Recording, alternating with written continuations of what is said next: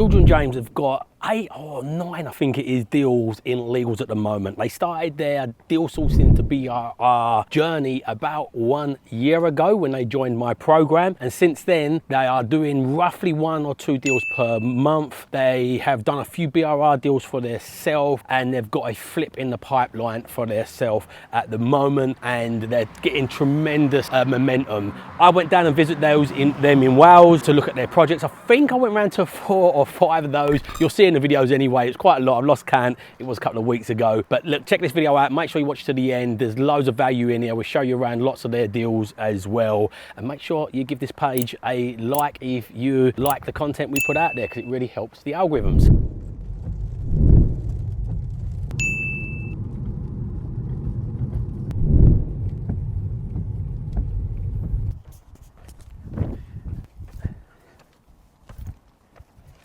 Some of these properties up all these hills, this is what causes them a little bit more challenges, but here they are.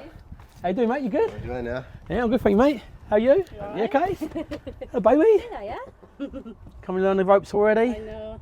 You got a smile? Yeah, it's coming along. They're meant to finish next week. About another 2 weeks, I think, Yeah, left on this and it's project. So just to give everybody context, George and James, when did you do the training with us? About over a year ago, but they've been superstar people to work with, they're just cracking on. One of the only complaints I've got with these guys is content. I want more content from you guys. You're doing so good. So we did stop, didn't we? Yeah, the only reason behind that was we thought we were concentrating too much on the content and actually selling deals. So, so we took a step back from that and focused more on actually going out looking for deals. Sort of worked, doesn't it? Do you know what I mean? Yeah, you've been doing great, but both, definitely both. Yeah. Commonly, and this is not criticism, by the way, this is just supportive, constructive feedback. Commonly, when you don't like doing content, you make any reason, like, because you are doing well, you say, well, we do really need that, but you'll do even better. The stuff you're doing at the moment, you're doing brilliant, by the way, but it'll compound that even more, and you deserve to be out there. It's inspiration for other people. I say it all the time. People say to me, oh, look, got time, got this, can you do it with a job? I say, look, both of them done it with a job, being pregnant, having a kid, and because how many deals have you done in the last year now in total? We started November, didn't we? And we've sold 8, I think. It's phenomenal. You know, some of them have been joint, isn't it? Some with us helping you sell them, some with Fontaine's.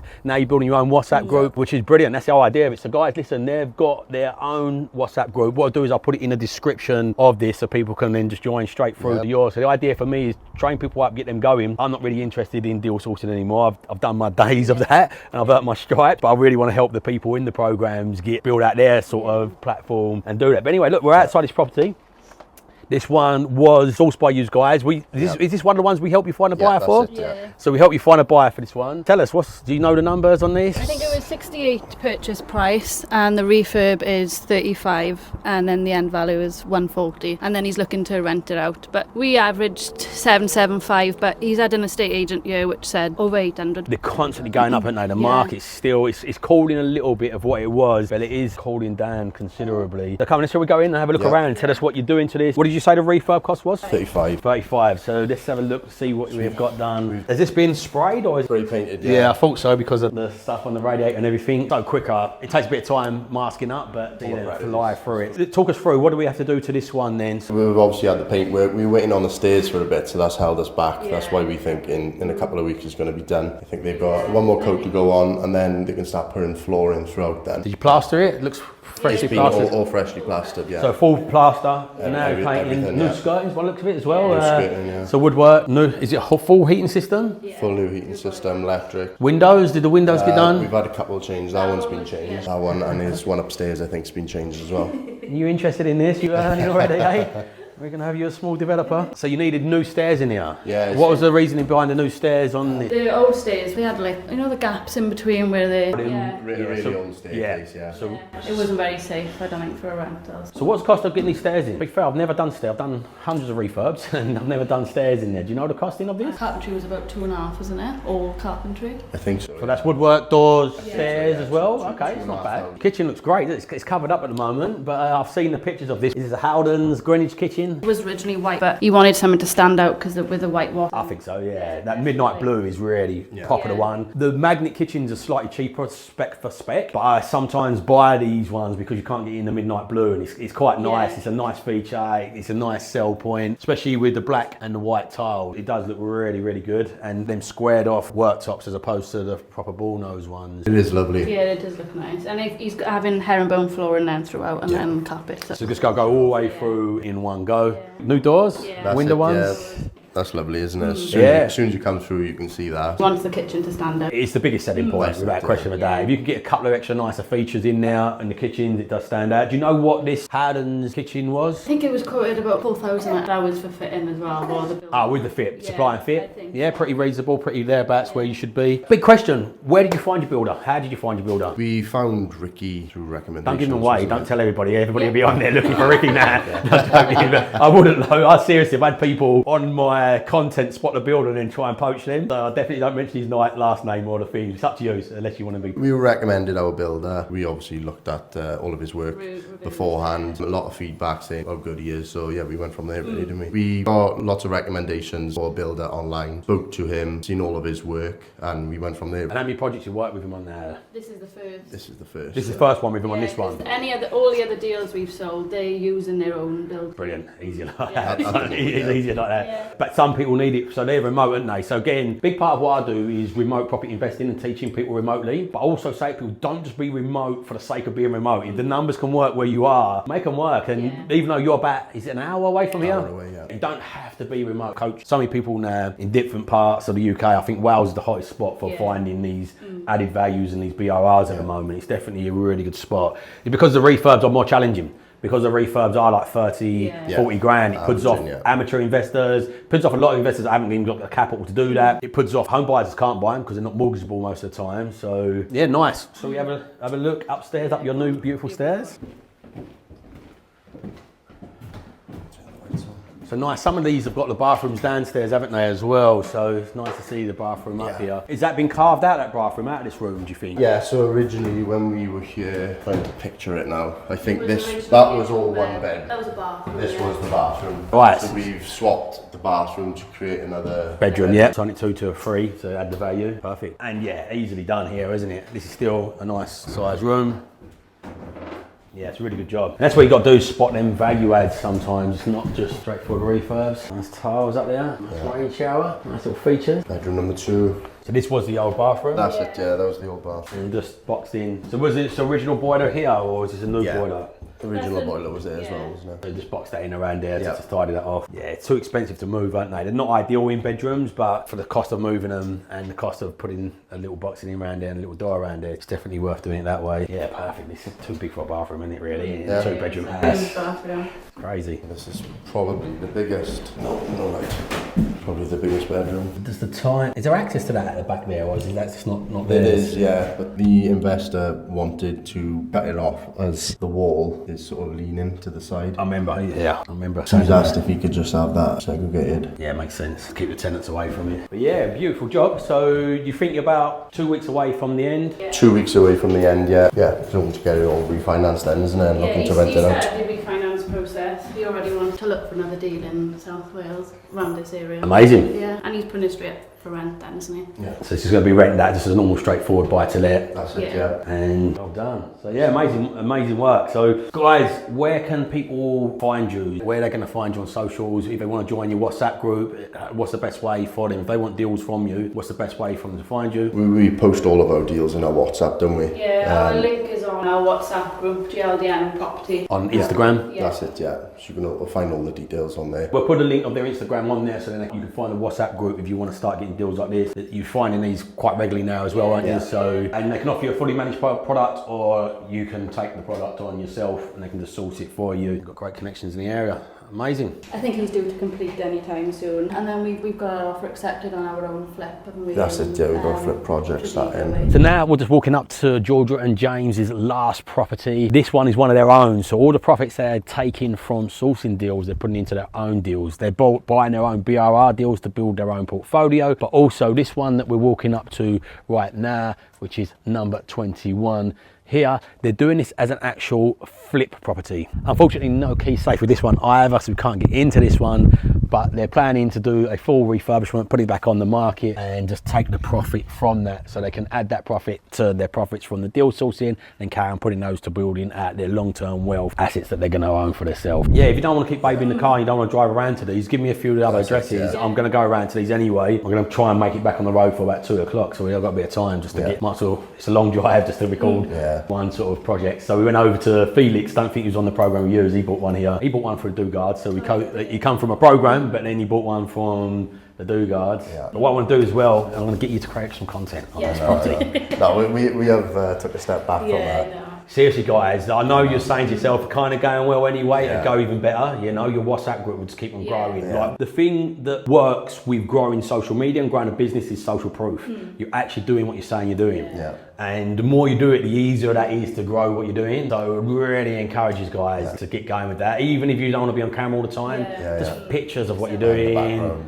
Just in the background. It's amazing. It's inspiration for people as well, by the way. So many people that's thinking it, scared to get out of the comfort zone. Should I, should I not? Gonna have a kid on the way? Should we wait till the kids I get this one, should we wait till the kids in school first? Should we wait till that's out of the way? And it's like, no, you've got, like, if you really want to do this, you've got to make it work. You're gonna jump on. You're always gonna have challenges and things throughout in life that's gonna come in the way. So here we are at site, Georgia and James, one of the ones they're telling us about. So this one is one of the ones that have co-sourced to somebody else. This is a great thing as they're getting out there, finding other partners, just getting that momentum, starting to work with me, give them that momentum, sending them first deal for them, giving them social proof and the momentum, and it widened them to other people now. So they've co-sourced this one with Dugards, who I've also worked with and helped sell them deals. So go and check out the Dugards as well. Work with those all the time. Great cut guys. Source a hell of a lot of deals. Can't get in this one, no key safe yet. I don't think they've got the keys, but let's go through the numbers. So 60k is what they've got agreed with this. Again, typical one here. We've got a neighbour in over there. There's a big bow there, so what they've done there, they built a wall on the inside to stop that bowing out further. Any tenant here, they've done that. It used to be tenanted before. It's been owned about 4 or 5 times, I think. And they're just not really good condition of it and stuff. Obviously, you see you've done a lot on your one here on this side. Is that because of these old stone built sort of stuff? Well, there's something going on, you know, we've had all the surveys done. And there's no subsidence or movement. So yeah, back to this. Again, this is why there is opportunity in these sorts of houses, because there is a lot to deal with. As we can see, lots of numbers on there. So the refurbishment on this one is 35 grand.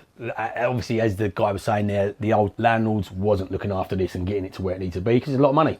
And this is where the opportunity is. But this property is estimated to be worth about 132, should rent for 750.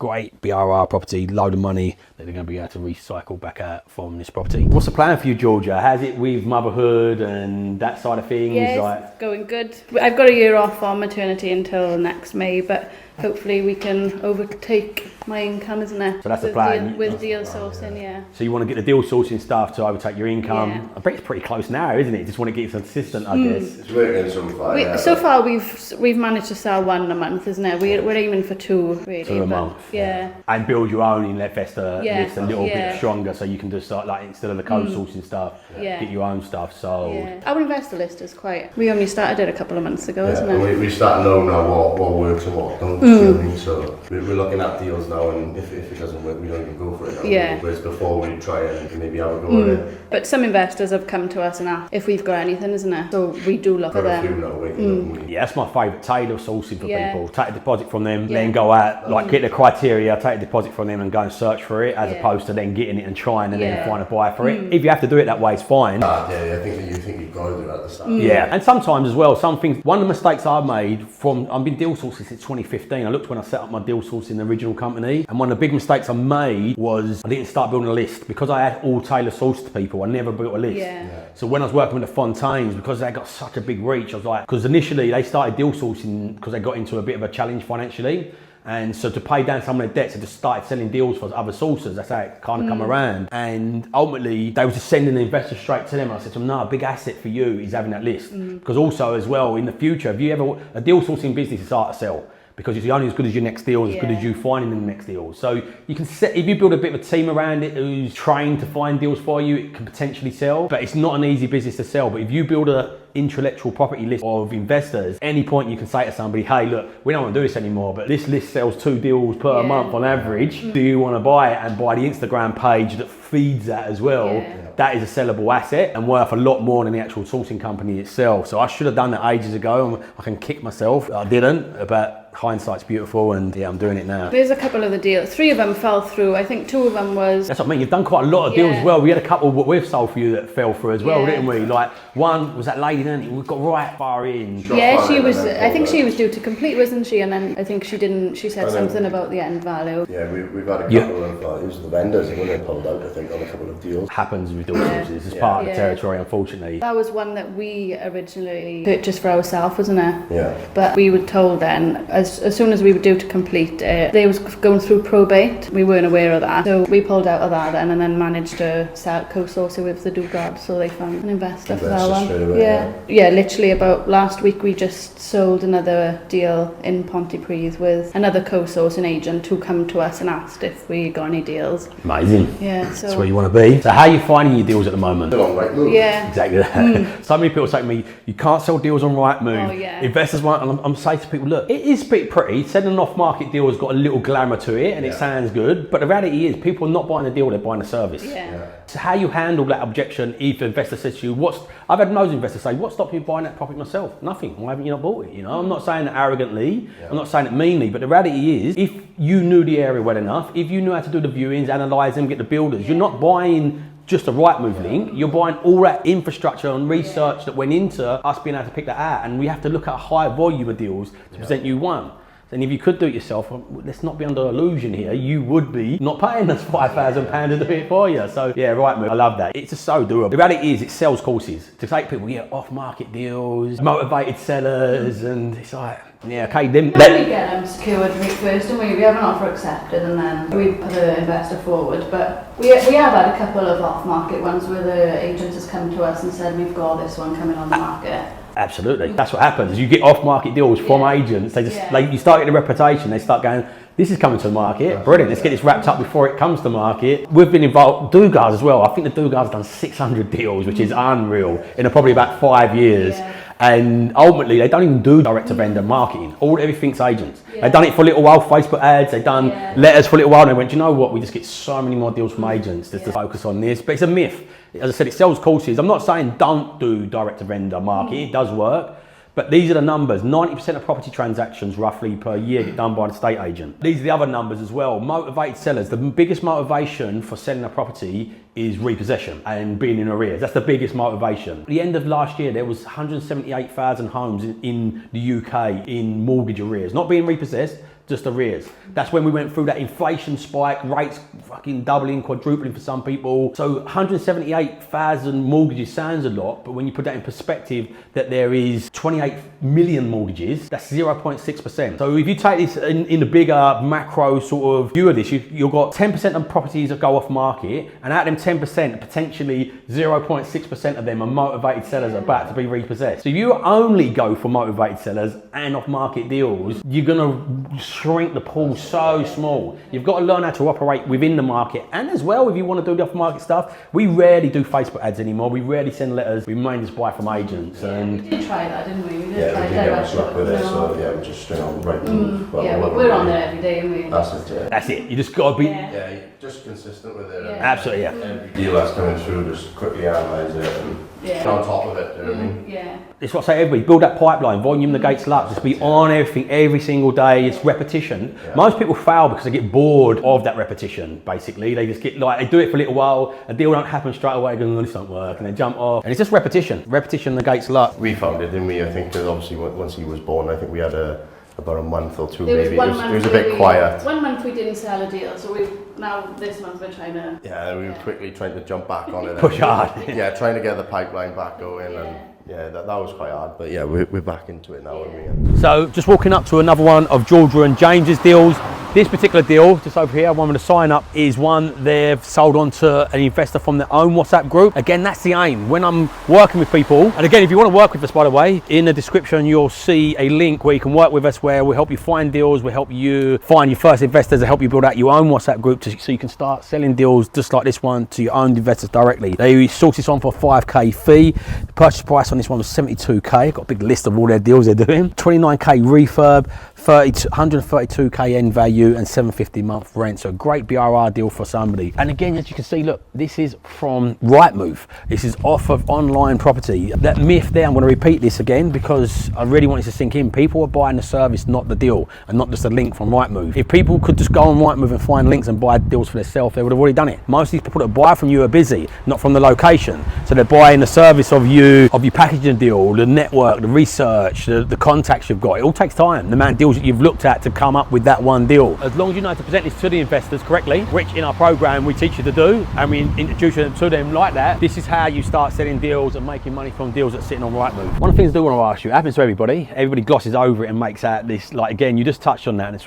made me think of it. We've had a month where we didn't get here and things dropped behind. It gives us some motivation. Yeah. What are challenges you faced along the way? Obviously you had some deals fall out. You've had that one at the end with probate. I love sharing challenges because they're real. It makes it real of what's going on. What's the challenges you've had along the way? How did you manage those? I think with us personally, because obviously I'm in work full time.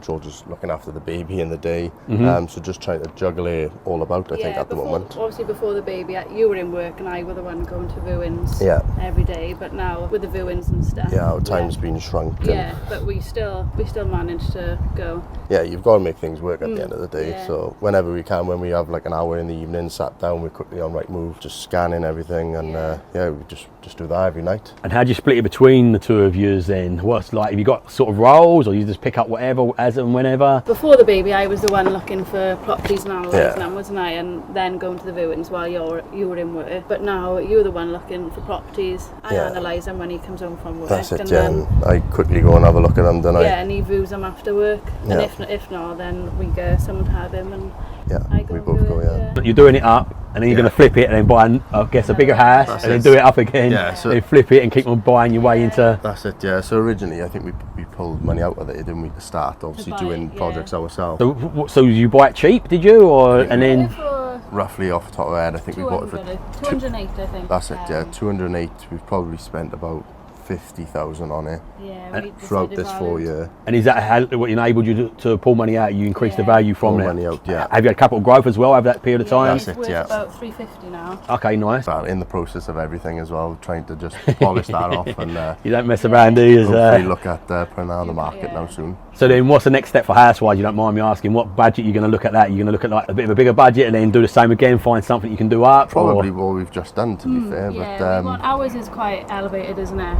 Yeah. At the moment, so we're looking for. I think we want a nice bungalow, nice flat. Okay, something that we can do the same and add value again. Then up again, it's a perfect strategy. No capital gains on reselling them, upping and upping. This if you can live in a building site. Some people just. We didn't mind it at the start, was it? But that's what we've done on that. Now it's getting tired. Now it's gone on for 4 years like, at the start. But now I think if we were to do it again, I think we'd get something that was just maybe changing the kitchen, bathroom, not too much light stuff, with a little man, Yeah, you just can't sit still. No, I can't. No.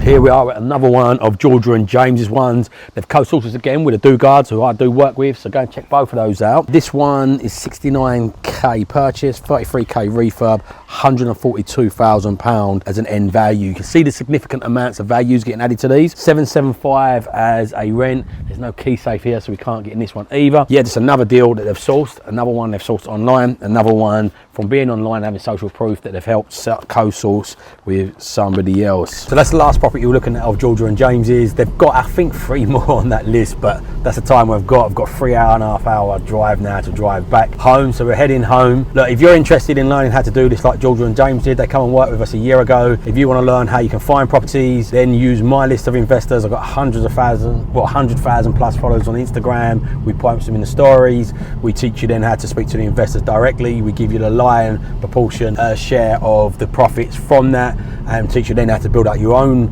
list of investors like Georgia and James to start selling them deals yourself. So if you want to learn how to do that and you want to come and get us to help you do that, in the bio below there's going to be a link. Click on that, go through the application, and then jump on a call with me or one of my team and see if it's a fit for you. But if you're still here at the moment, smash that subscribe button. It really does help the channel. My wife's to live on my terms. My mission is to help as many people live on their terms.